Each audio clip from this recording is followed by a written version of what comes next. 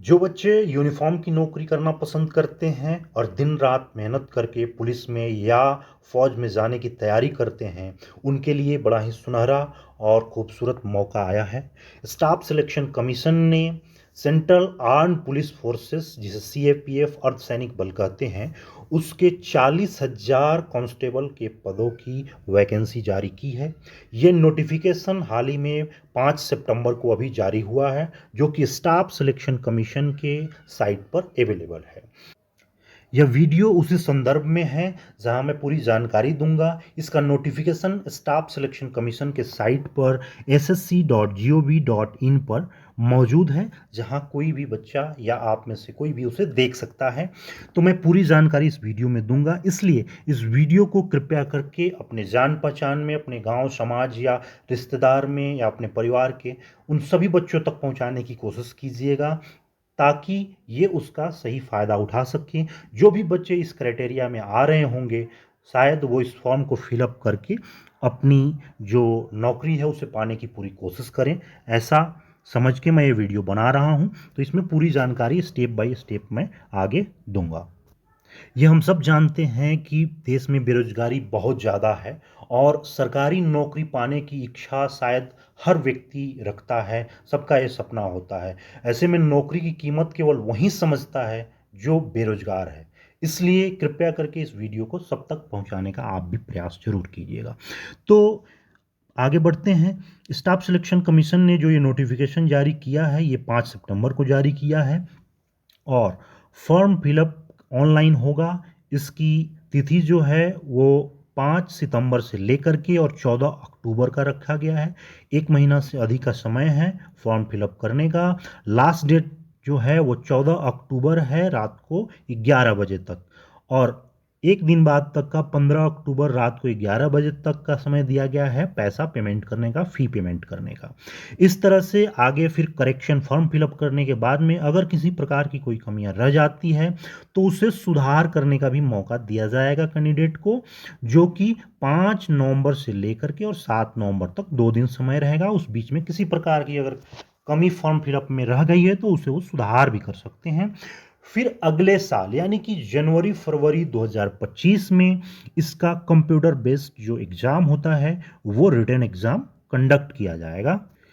Retain में जो बच्चे क्वालिफाई करेंगे उनका फिर फिजिकल स्टैंडर्ड टेस्ट यानी कि पीएसटी और फिर फिजिकल एफिशिएंसी टेस्ट यानी कि पीईटी किया जाएगा। उसके बाद जो बच्चे क्वालिफाई होंगे उनका मेडिकल होगा और फिर इस तरह से मेरिट लिस्ट आगे तैयार की जाएगी।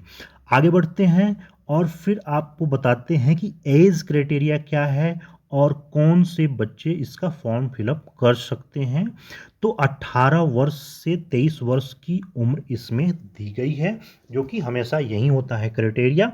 और इसको काउंट किया जाएगा 1 जनवरी 2025, यानी कि 1 जनवरी 2025 को जो बच्चे 18 वर्ष उम्र कंप्लीट कर रहे हैं कम से कम, वो इसका फॉर्म फिलअप कर सकते हैं। तो 18 से 23 ये जनरल के लिए होगा एज क्राइटेरिया।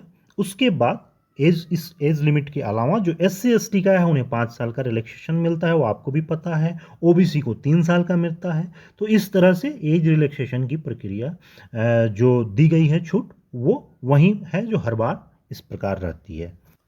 एक बार फिर से समझ लीजिए, जनरल कैटेगरी के बच्चे जिनका जन्म 2 जनवरी 2002 से लेकर के और 1 जनवरी 2007 के बीच है, यानी कि इस बीच के जो जनरल कैटेगरी के बच्चे हैं वो इस फॉर्म को फिलअप कर सकते हैं। इसमें उनका 18 से 23 का जो एज लिमिट है वो इसी में कवर करता है। अब बात कर लेते हैं वैकेंसी पोजीशन की और इसमें पे स्ट्रक्चर का। तो आपको बता दें कि सेंट्रल आर्म्ड पुलिस के फोर्स के अंदर जो भी भर्ती होती है कांस्टेबल की, उसका जो पे लेवल है वो 3 से शुरू होता है, यानी कि 21,700 से 69,100, इस बीच में उनका पे लेवल होता है। और ये जो कांस्टेबल जीडी की वैकेंसीज है, ये लगभग जब शुरुआत में मौजूदा दौर में अगर 50% हम डीए के हिसाब से जोड़े तो अगर कोई कांस्टेबल आज भर्ती होगा तो लगभग उसकी तनख्वाह ना सारे अलाउंसेस और उसका बेसिक पे और डीए मिला करके लगभग 40 से 45 हज़ार रुपये होते हैं। ये बहुत बड़ा अमाउंट होता है। ये आज के दौर में मैट्रिकुलेशन, मात्र मैट्रिक पास है इसकी योग्यता। आजकल सिपाही अगर स्टेट पुलिस में भर्ती होता है तो 12th पास चाहिए, जबकि आज भी सेंट्रल आर्म पुलिस फोर्स ये मौका दे रही है कि कोई कांस्टेबल भर्ती होना चाहता है तो वो जस्ट मैट्रिकुलेशन पर भर्ती हो सकता है। तो ये बहुत ही सुनहरा और सुंदर अवसर मैं इसे मानता हूँ बेरोजगार बच्चों के लिए। तो इसका भर्ती होने के बाद में जो प्रक्रिया है पूरी करने के बाद में जब ट्रेनिंग कर लेते हैं तो एक ट्रेंड सोल्जर बन जाते हैं और 45,000 रुपये 50,000 रुपये आज के डेट में बहुत मायने रखता है, बहुत ही मायने रखता है। इसके लिए लोग बीटेक एमटेक कर क्वालिफाई करते हैं और तब प्राइवेट में जॉब करते हैं, तब भी उतने रुपए जल्दी नहीं मिलते हैं। खैर, वैकेंसी पोजीशन जो है मैंने कहा था कि इसमें मेल और फीमेल, पुरुष और महिला दोनों के लिए है। और जो पुरुषों की वैकेंसी है वो टोटल 35,612 है, जिसमें सबसे ज़्यादा बॉर्डर सिक्योरिटी फोर्स में है। बीएसएफ में पुरुषों की जो वैकेंसी है वो 13,306 है और महिलाओं की जो कुल वैकेंसी है पूरी इस प्रक्रिया में उसमें 3,869 वैकेंसी है। इस तरह से दोनों वैकेंसीज को अगर आप मिलाते हैं तो टोटल वैकेंसी बनता है 39,481, यानी कि अप्रॉक्स 40,000, 40,000 वैकेंसी होती है। ये वैकेंसी जब तक प्रक्रिया कंप्लीट होती है तब तक ये लगभग बढ़ भी जाती है। तो इस तरह से ये पूरी वैकेंसी पोजीशन आप देख सकते हैं, चाहे तो आप स्क्रीनशॉट भी ले सकते हैं। तो क्रोनोलॉजी वाइज जब भी कोई फॉर्म फिलअप करेगा तो वो अपना चॉइस रख सकता है कि एक नंबर में मैं किस डिपार्टमेंट में जाना चाहूँ, दूसरा चॉइस क्या है, तीसरा चॉइस क्या है। और जो चॉइस जो कैंडिडेट भरता है उसकी मेरिट लिस्ट आने के बाद में कोशिश की जाती है कि उसी चॉइस को दिया जाए। जब पहला चॉइस नहीं मिलता तो दूसरा चॉइस नहीं तो तीसरा चॉइस, इस तरह से उसको दिया जाता है। जैसा कि मैंने बताया था यहाँ एजुकेशनल क्वालिफिकेशन दिया गया है 1 जनवरी 2025 के अनुसार क्या होगा आपका। तो candidate must have pass the matriculation और 10th class examination from a recognised board और यूनिवर्सिटी जो कुछ भी है। तो मैट्रिक पास मिनिमम इसकी क्वालिफिकेशन है। आगे अगर कोई 12th किया है, ग्रेजुएशन किया है, अच्छी बात है, मगर कम से कम मैट्रिक पास जरूर होना चाहिए। इसके अलावा आप अदर जो डॉक्यूमेंट्स है वो लगा सकते हैं इसमें। जैसे आगे देखिए एनसीसी का कोई कैंडिडेट रहा है, NCC A B C certificate है, उसके लिए अलग से मार्क्स दिए जाते हैं, जिसमें सर्टिफिकेट ए है 2 मार्क्स, बी है 3 मार्क्स, सी है तो 5 मार्क्स। ये एडिशनल मार्क्स जुड़ता है जिससे कि जब मेरिट लिस्ट बनता है तो उसमें फ़ायदा होता है। इसके अलावा जो रेजिडेंशियल सर्टिफिकेट है, कास्ट सर्टिफिकेट है जिसको भी लागू है, वो सारे सर्टिफिकेट उसके साथ में लगेगा। एक चीज़ मैं आपको ध्यान दिला दूं कि कभी भी इसमें फेक सर्टिफिकेट कोई भी ना लगाए। खास करके देखा जाता है कि जो रेजिडेंशियल सर्टिफिकेट है वो काफ़ी लोग गलत तरीके से डोमिसाइल बनाते हैं और कहीं रहने वाले कहीं और के हैं, कहीं और का बना देते हैं।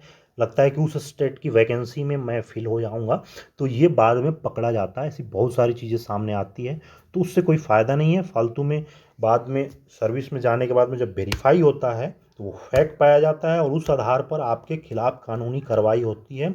हो सकता है आपको जेल भी जाना पड़े, नौकरी से तो हाथ धोना ही पड़ेगा, जेल भी जाना पड़ेगा। इसलिए फेक सर्टिफिकेट कोई भी इस्तेमाल बिल्कुल नहीं करना है। दूसरा महत्वपूर्ण, सबसे महत्वपूर्ण बात, आजकल लोग बहुत ज़्यादा गलत तरीके से लोगों को फंसाने की कोशिश करते हैं। तो कोई भी कैंडिडेट, कोई भी व्यक्ति किसी के झांसे में ना आए, कोई दलाली, कोई भी किसी को पैसा देना, इस तरह के बहकावे में ना आए। ये बिल्कुल आज के डेट में भारत सरकार की जितनी भी नौकरियां हैं बहुत ही ट्रांसपेरेंट तरीके से होता है। बिना 1 रुपए दिए आपकी सर्विस होगी। अगर आपके अंदर क्षमता है, अगर आप सक्षम हैं एग्ज़ाम क्वालिफाई करने में, सारी प्रक्रियाओं को पूरा करने में, तो दुनिया की कोई ताकत आपकी नौकरी नहीं रोक सकती है। इसलिए किसी भी दलाल या किसी भी गलत व्यक्ति के झांसे में बिल्कुल कोई ना आए, इस बात का ज़रूर ध्यान रखिएगा।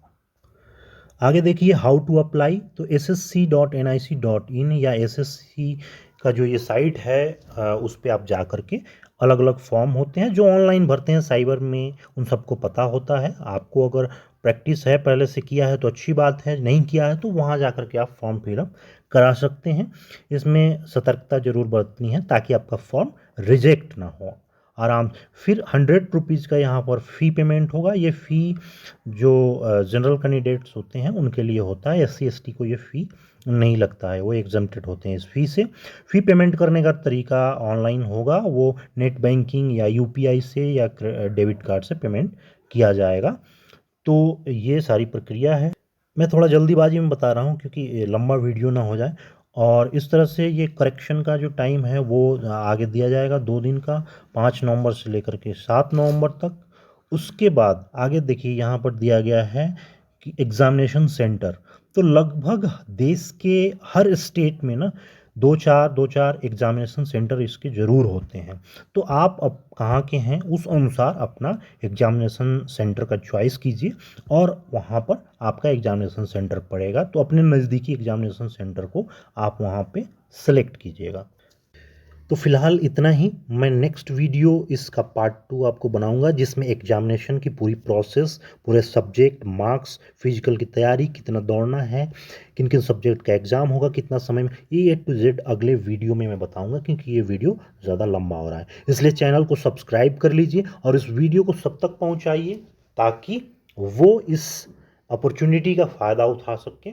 जय हिंद। मिलते हैं जस्ट अगले वीडियो में। तब तक के लिए नमस्कार, जय हिंद। चैनल को ज़रूर सब्सक्राइब कर लीजिएगा और इस वीडियो को सब तक आगे ज़रूर पहुँचाएं।